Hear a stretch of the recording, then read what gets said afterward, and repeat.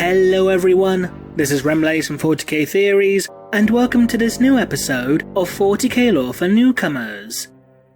For this episode, nominated on Patreon by The Mecha Knight, we will be taking a brief look at the Raven Guard Space Marine chapter.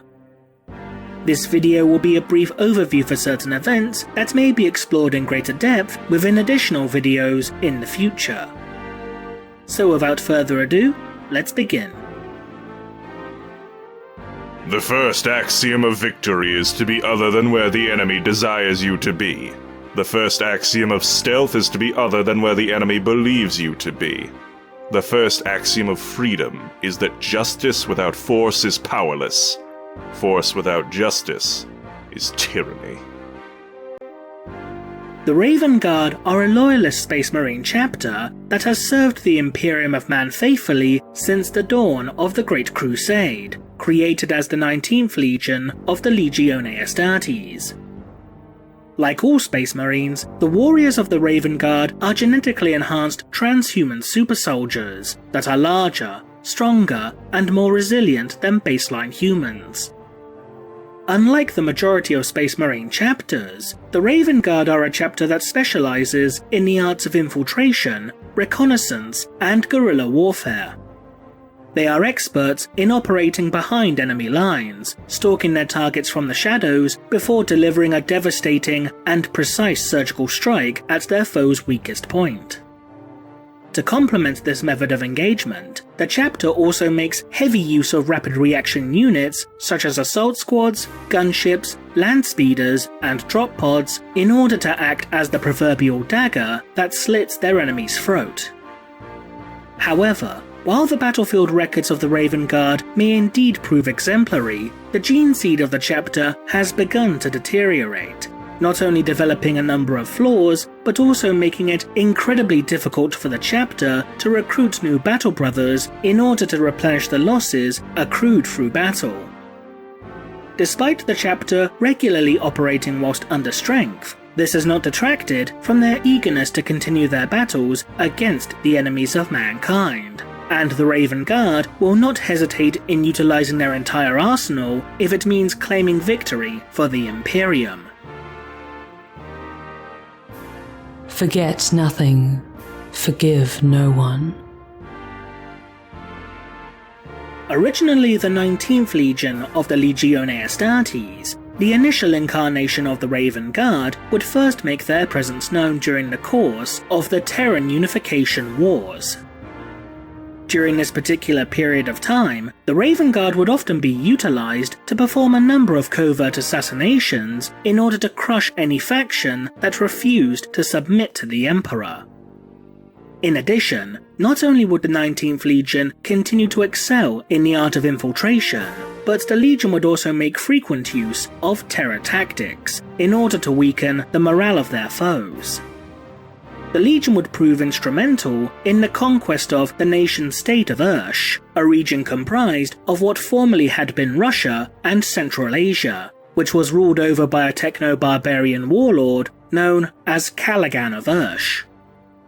At the dawn of the Great Crusade, during the liberation of the Sol System, the 19th Legion would take part in numerous conflicts, most notably the Scouring of Lysithea, where the Legion would liberate the Jovian moons from their Xenos occupiers.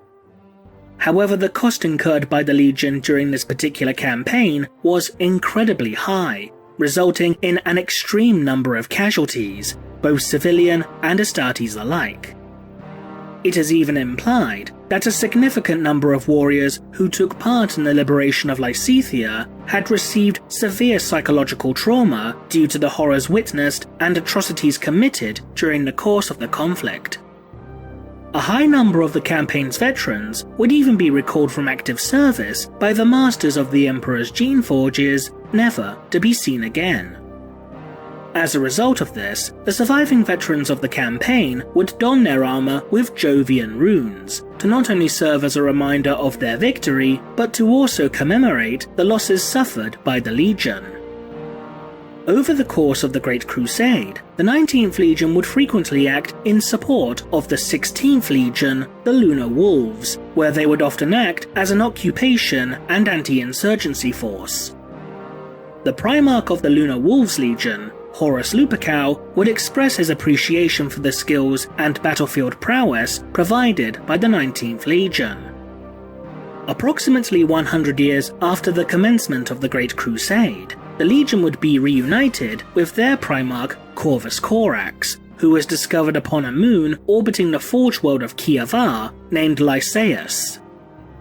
Corax would take command of the Legion shortly thereafter, dubbing them as the Raven Guard, and would proceed to bring Kayvaan itself into compliance, transforming it into the primary recruitment world of the Legion.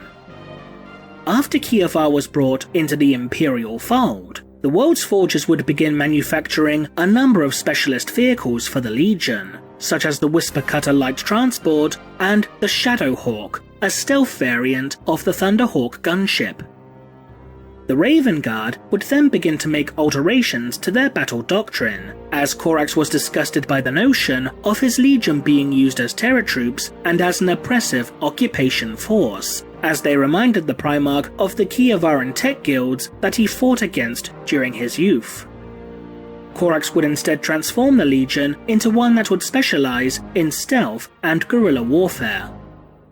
Over time, tensions would begin to arise between the Raven Guard and the Lunar Wolves Legions, which would come to a head during a battle against a Xenos force that called itself the Unsighted Kings.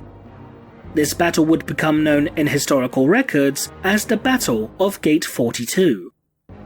Despite Corax's concerns, Horus would order for the Raven Guard to launch a full frontal assault against the Xenos, an act that resulted in the Raven Guard suffering heavy casualties, reducing the number of warriors within the Legion to a mere 80,000.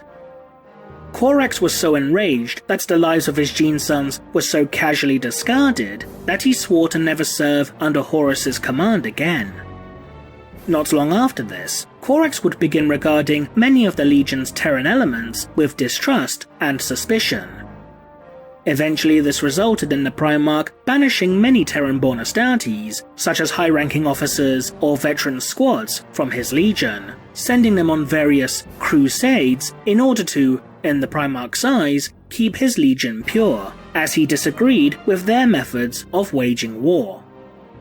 When Horus revolted against the Emperor, instigating the conflict known as the Horus Heresy, the Raven Guard would remain loyal to the Imperium.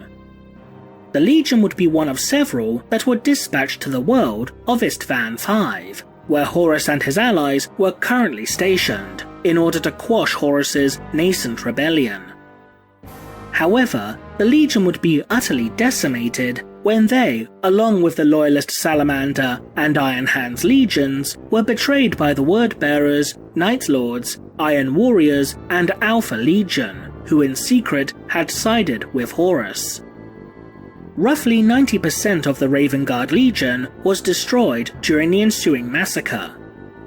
While Corax and a small number of Raven Guard would escape, those that couldn't would join up with surviving elements of the Salamanders and Iron Hands, becoming known colloquially as the Shattered Legions, and would continue to wage a guerrilla war against the traitor forces.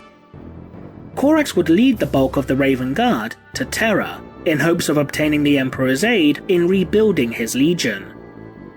This would result in the undertaking of the Raven Guard's Raptor project, which initially provided promising results, but the project would ultimately be sabotaged by a cadre of Alpha Legion double agents, which resulted in a number of aspirant Raptors being transformed into shambling, monstrous creatures. Unable to replenish their losses to a significant degree, the Raven Guard was seen as no longer being a major threat to Horus's forces, although the remnants of the Legion, now reduced to a handful of small guerrilla forces, would continue to harass the traitor legions whenever they could. Following the aftermath of the heresy, Corax would willingly accept the terms of Rabute Guilliman's Codex Astartes, splitting the remnants of his Legion into a number of chapters. A few years after this, Corax would choose to abandon his Legion, as he journeyed into the warp space rift known as the Eye of Terror, where his last recorded words were simply, "Nevermore." Wherever you tread, tread lightly. We are closer than you think, and our blades are sharp. Over the next 10,000 years, the Raven Guard would continue to eagerly combat the enemies of mankind, claiming many noteworthy victories for the Imperium. While the chapter would combat against a number of Xenos and heretical forces, the Raven Guard's most notable campaigns would arguably be those against the Xenos race known as the Tau. During the later years of M41, at the height of the Tau Empire's third sphere of expansion, the Raven Guard would serve as one of the primary Imperial forces that sought to prevent the Tau from expanding the boundaries of their empire. The first and largest conflict of the war was the battle for Mugalaf Bay, which saw a decisive Tau victory. In response to this, Imperial forces led by the Raven Guard's chapter master Corvin Severax would stage a deliberately slow retreat to the world of Volturis in order to lure the pursuing Tau forces into an ambush.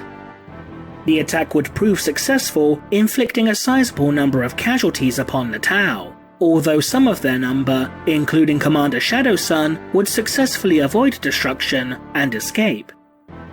Shadowsun would then launch a new offensive, which would lead to the Prefecture campaign.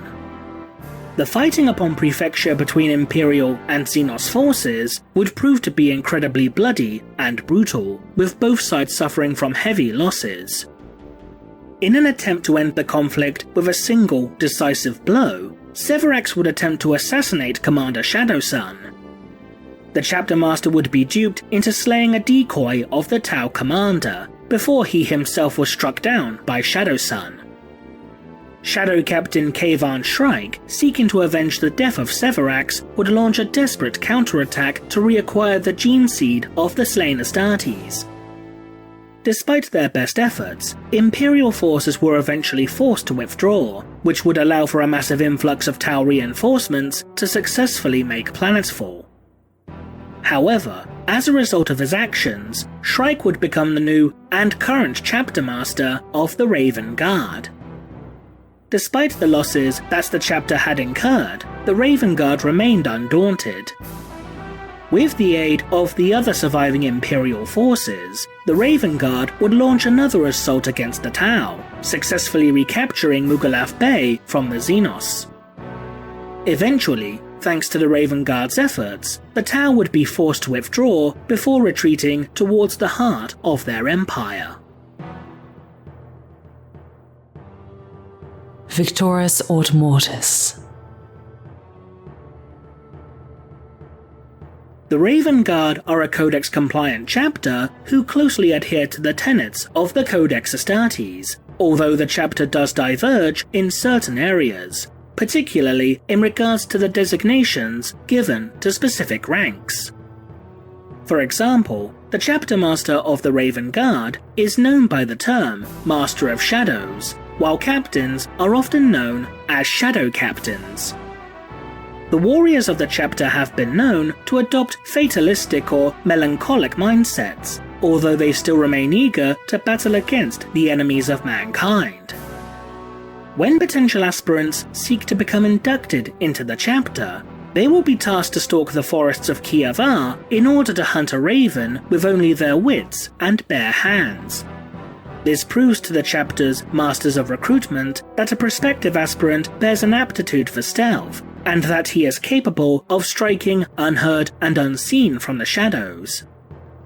The skulls of these ravens will then be made into totems that are worn by the Astartes, known as corvia, which serve as a physical representation of the warrior's honor.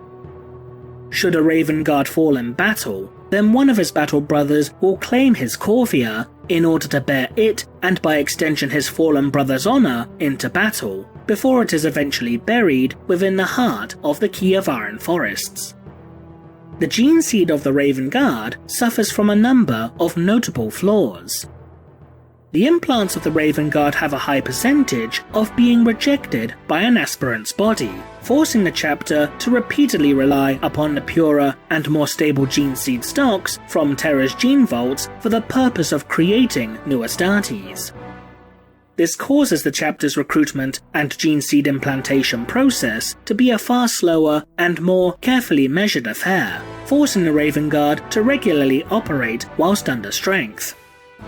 The gene seed of the chapter is no longer capable of producing the Betcher's gland or mucranoid organs, which prevents the warriors of the Raven Guard from producing acidic saliva or operating efficiently within extreme temperature environments. In addition, the melanchromic organ of the chapter displays its own defects, causing the skin of a Raven Guard to become deathly pale, as well as darkening their hair and eyes to a deep black. Despite these flaws, the Raven Guard's gene seed is noted to be far more stable than that of a number of other first founding chapters. And that concludes this episode of 40k Lore for Newcomers. If you liked this video, consider supporting us on Patreon for more content. To those who are new to 40k, we hope you learned something. So leave a comment below, and thanks for watching.